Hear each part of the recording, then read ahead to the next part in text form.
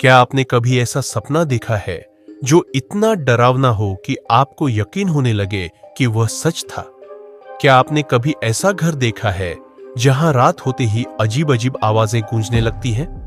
अगर हां, तो सावधान रहिए, क्योंकि कुछ डरावनी कहानियां सिर्फ कहानियां नहीं होती, वे हकीकत होती है। आज मैं आपको एक ऐसी ही कहानी सुनाने जा रही हूं जो एक गर्भवती महिला साक्षी की है। एक ऐसी महिला जो अनजाने में एक शापित गांव में कदम रखती है, जहां हर गर्भवती औरत की मौत पहले से तय होती है। क्या वह इस डरावनी जगह से बच पाएगी, या फिर वह भी उसी खौफनाक परछाई का शिकार बन जाएगी जो हर अमावस्या की रात अपनी बलि मांगती है? तैयार हो जाइए, क्योंकि अब शुरू होती है एक भयानक कहानी। साक्षी एक खुशहाल जिंदगी जी रही थी। उसकी शादी हेमंत से हुई थी और अब वह मां बनने वाली थी। उसकी गोद में एक नन्ही सी जान पल रही थी, जिसे लेकर वह बहुत खुश थी। लेकिन उसे नहीं पता था कि उसकी यह खुशी ज्यादा दिनों तक नहीं रहने वाली। एक दिन हेमंत किसी मुसीबत में पड़ गया और मजबूरन उन्हें शहर छोड़कर एक अनजान गांव जाना पड़ा। गांव सुनसान था, चारों तरफ सन्नाटा पसरा हुआ था और वहां के लोग अजीब से थे। हेमंत का एक जानकार उन्हें गांव के बाहर एक घर में रहने की सलाह देता है, जो एक बूढ़ी औरत भारती का था।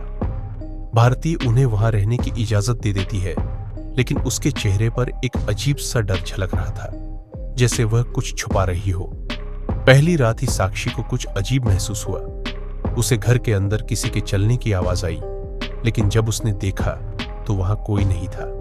अचानक एक परछाई उसके सामने से गुजर गई। साक्षी का दिल जोर जोर से धड़कने लगा। उसने हेमंत को जगाया, लेकिन जब तक वह उठा, सब कुछ सामान्य लगने लगा। जैसे जैसे दिन बीतते गए, साक्षी को और डरावनी घटनाएं महसूस होने लगी। कभी उसे बच्चे की हंसी सुनाई देती, तो कभी किसी औरत की सिसकियां।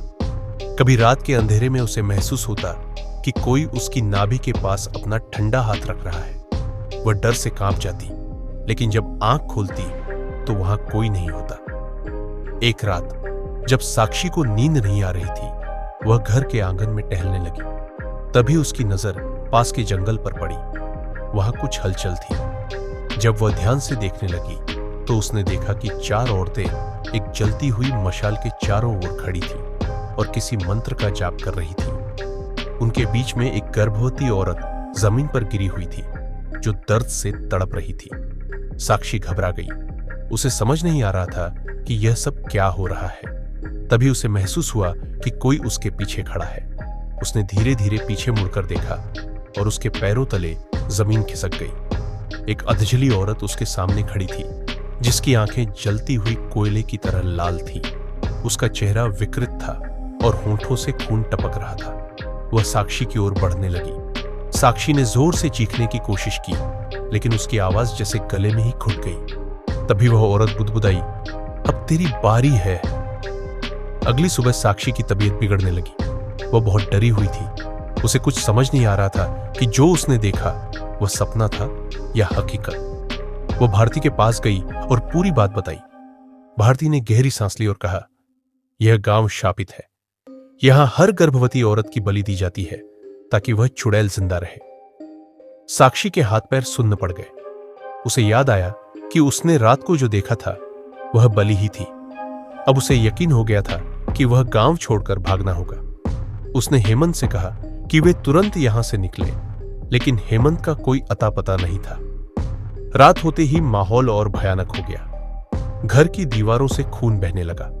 छत से अजीब अजीब आवाजें आने लगी। भारती ने साक्षी को बताया कि आज अमावस्या की रात है और यही वह रात है जब वह चुड़ैल शिकार करने आती है। साक्षी का शरीर पसीने से भीग गया। तभी अचानक दरवाजा जोर से खुला और वह चुड़ैल अंदर आ गई। उसकी आंखों में आग जल रही थी और वह सीधे साक्षी की ओर बढ़ने लगी। भारती ने साक्षी को भागने के लिए कहा, लेकिन जैसे ही साक्षी ने कदम बढ़ाया, उसके पैरों में कोई जंजीर बंध गई।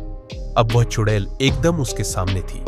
उसने अपना कंकाल जैसा हाथ बढ़ाया और साक्षी के पेट पर रखा। साक्षी दर्द से तड़प उठी। ऐसा लगा जैसे कोई उसकी आत्मा को चूस रहा हो। साक्षी ने पूरी ताकत से खुद को छुड़ाया और दौड़ पड़ी, लेकिन दरवाजा अपने आप बंद हो गया। भारती ने आखिरी बार साक्षी की ओर देखा और एक तंत्र मंत्र का जाप करने लगी। चुड़ैल जोर से चीखने लगी और हवा में उड़ गई। भारती ने साक्षी को धक्का दिया और कहा, भाग, ये तुझे नहीं छोड़ेगी। साक्षी किसी तरह दरवाजा खोलकर बाहर भागी, लेकिन जब उसने पीछे मुड़कर देखा तो घर आग की लपटों में घिर चुका था। अंदर से भारतीय और चुड़ैल की चीखें आ रही थी। साक्षी गांव से बाहर निकल आई। वह पूरी तरह से घबराई हुई थी, लेकिन उसे लग रहा था कि वह अब सुरक्षित है। मगर तभी उसने सुना, अब तेरी बारी है। वह मुड़ी और देखा कि सड़क के किनारे वही चुड़ैल खड़ी मुस्कुरा रही थी। अगर आपको यह कहानी पसंद आई तो वीडियो को लाइक करें, शेयर करें और चैनल सुहानी की कहानी को सब्सक्राइब करना न भूलें।